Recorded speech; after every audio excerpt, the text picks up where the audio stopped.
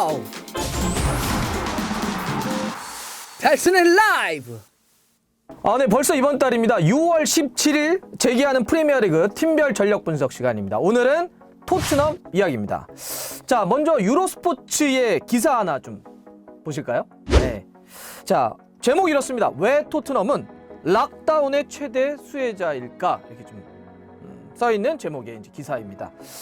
자, 이런 이야기입니다. 이제 코로나가 사실 많은 분들을 좀 힘들게 했잖아요. 그리고 축구와 일상을 멈추게 했는데, 하지만 이 기간 동안 토트넘에는 부상자들이 대거 돌아왔기 때문에 이 토트넘에게는 정말 큰 희소식이다, 이런 이야기를 하고 있는 겁니다. 자, 그럼 누가 돌아왔나요? 네, 손흥민, 그다음에 해리 케인, 그리고 베르베인도 돌아왔고요. 무엇보다 이 선수 돌아왔습니다. 네. 정말 갑자기 추억의 이름이 된 것 같은데 하도 불러본 지가 좀 돼서 황소 무사 시소코도 이번에 돌아왔습니다. 이 정도면 뭐 토트넘은 그야말로 좀 전화위복이라고도 좀 할 수 있을 것 같아요. 자, 그러면 그렇지만 이제 지금 토트넘이 현재 상황이 아주 좋은 건 아닙니다. 현재 토트넘이 한번 상황 보실까요? 자, 먼저 프리미어리그 중간 순위표인데요. 자, 이 토트넘은 부상자가 좀 속출했기 때문에 챔피언스리그 포함을 해가지고 최근 열렸던 6경기에서 승리가 없었습니다. 자, 6경기 매경기 실점을 했던 수비 기억나시죠? 무리뉴 감독이 왜 옛날에 수비 잘하더니 이렇게 실점을 많이 하지? 이렇게 매경기 실점했었던 수비력도 좀 문제였지만 6경기 동안 경기당 한 골에 미치지 못했던 공격력도 좀 문제였습니다. 아무래도 해리 케인도 빠졌는데 또 손흥민까지 빠지고 베르베인 빠지고 막 이러다 보니까 정말 힘을 못 썼던 토트넘이었습니다. 그러면서 순위도 보시다시피 8위까지 좀 내려가 있는 상태인데요. 다음 시즌 챔피언스리그 진출을 위해서는 지금 순위 자체는 조금 쉽지는 않은 그런 상황입니다. 그래도 이제 변수는 맨시티의 징계 여부에 따라서는 프리미어리그 5위까지도 다음 시즌 챔피언스리그를 나갈 수 있기 때문에 토트넘으로서는 뭐 남은 기간 충분히 또 싸워봐야 하는 그런 상황입니다. 자, 9경기를 토트넘이 남겨놓고 있는데요. 지금 순위를 보면 4위 첼시하고는 승점 7점 차, 5위 맨유하고는 승점이 4점 차니까 아직은 충분히 좀 싸워볼 만한 그런 상태입니다. 참고로 지금 토트넘의 남은 9경기 상대 여러분들 좀 궁금하시죠? 자, 맨유, 웨스트햄, 셰필드, 에버튼, 본머스, 북런던 더비도 있군요. 아스날, 뉴캐슬, 레스터, 크리스탈 팰리스. 상황을 딱 봐도 만만치는 않습니다. 자, 그래도 이제 기대를 좀 해보는 건 이렇게 그 많았던 부상 선수들이 대거 복귀했다는 그런 사실인데요. 1월 초 다쳤던 해리 케인과 무사 시소코 돌아온 거고요. 2월 16일, 이 경기 또 기억나네요. 아스톤 빌라 경기에서 손흥민 선수가 2골을 넣었는데 그 경기 이후에 부상이 좀 밝혀지면서 다쳤던 손흥민 선수도 복귀를 했습니다. 3월 발목 부상을 당했던 베르베인도 좀 돌아오면서 전적으로는 뭐 풀 스쿼드라고 좀 볼 수 있을 것 같아요. 물론 그 2002년생 아직은 만 18살의 공격수 트로이 페럿 같은 경우는 맹장 수술 때문에 전력에서 이탈했는데 뭐 주요 전력은 아니었잖아요. 사실 뭐 올 시즌 프리미어리그 데뷔해서 교체로 2경기 정도 뛰었기 때문에 페럿 정도 빼면은 그야말로 풀 스쿼드가 좀 꾸려졌다, 이렇게 볼 수 있을 것 같습니다. 네, 부상 선수들이 이렇게 돌아오는 건 분명 이 호재이긴 한데 고민은 이제 이런 것 같아요. 이들을 그러면 어떻게 조합시켜서 최고였던 전술을 만들 것이냐, 이게 이제 무리뉴 감독이 그야말로 숙제이자 과제가 좀 될 것 같은데요.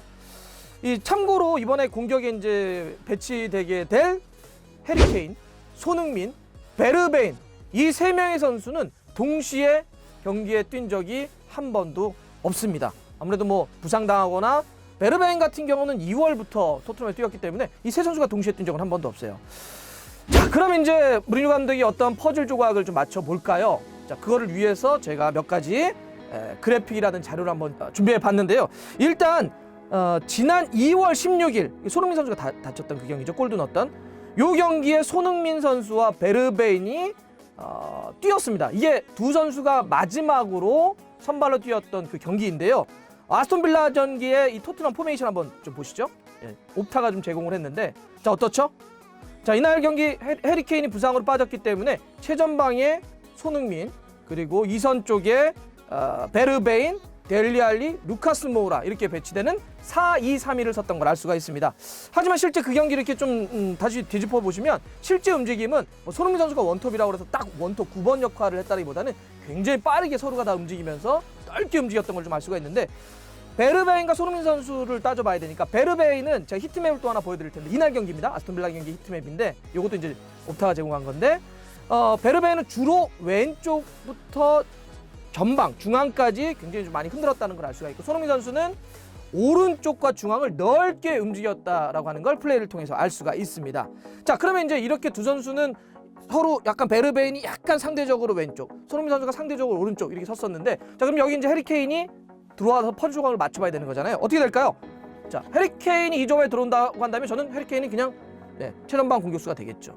그리고 베르베인과 손흥민 선수가 이렇게 선 4-3-3이 현재로서는 가장 유력한 토트넘의 하반기에 어떤 퍼즐이 아닐까 좀 생각을 해봅니다. 4-3-3으로 좀 놓고 보자면 해리케인을 최전방에 놓고요. 그다음에 베르베인을 약간 왼쪽, 손흥민 선수를 오른쪽에 두고, 그다음에 이제 미드필더 쪽에는 여기 이제 알리가 중심이 되고 로셀소와 돌아온 무사 시소코가 이렇게 쓸 것 같습니다. 그다음에 수비는 고민이 좀 많아요. 그다음 왼쪽에 베인 데이비스가 있고 센터백 쪽에 좀 고민인데 왜냐하면 지금 베르통원이 계약 연장 이슈가 좀 있는데 지금 뭐 6월 30일 만료되면 떠날 거다 아니다 뭐 이런 얘기들이 있습니다. 그래서 일단 여기는 다비손 산체스 아니면은 에릭 다이어를 내려 쓰기도 하니까 저는 일단 에릭 다이어를 좀 쓰면서 산체스를 상황에 봐서 좀 쓰지 않겠냐 보이고요.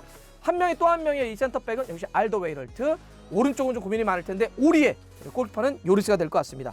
뭐 전방은 상황에 따라서 아까 얘기했던 케인, 손흥민, 그다음에 베르베인 이렇게 쓸 수 있는 고기는 상황에 따라서 루카스 모우라라든지 라멜라를 활용할 수도 있겠는데 라멜라가 선발로 뛰기는 이제 더 입지가 좀 줄어들 것 같아요.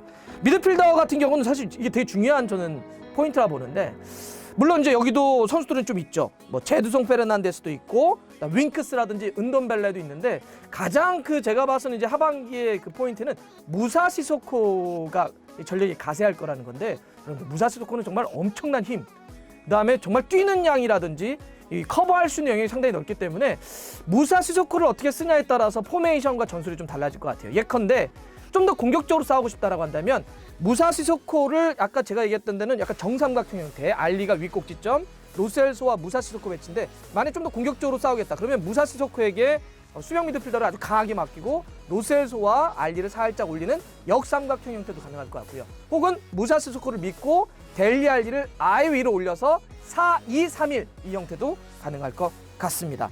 자, 이런 식으로 아마 좀 하반기는 좀 운영되지 않을까 싶은데 토트넘이 이 다음 시즌 챔피언스를 가기 위해서는 이 어떤 전술적인 최고의 어떤 조합을 만들어서 성과를 낼지. 또 손흥민 선수 개인적으로는요. 지금 프리미어리그 앞섰던 시즌 최근 3시즌을 모두 다 10골 이상 두 자리 골을 기록을 했었는데 현재 올 시즌만 놓고 봤을 땐 프리미어리그 9골입니다. 이제 리가 재개돼가지고 한 골만 더 때려 넣게 되면 프리미어리그 4시즌 연속 이제 두 자리 골을 기록할 수 있겠는데 손흥민 선수도 이 기록에 세울 수 있을지 남은 시즌 한번 또 지켜보겠습니다.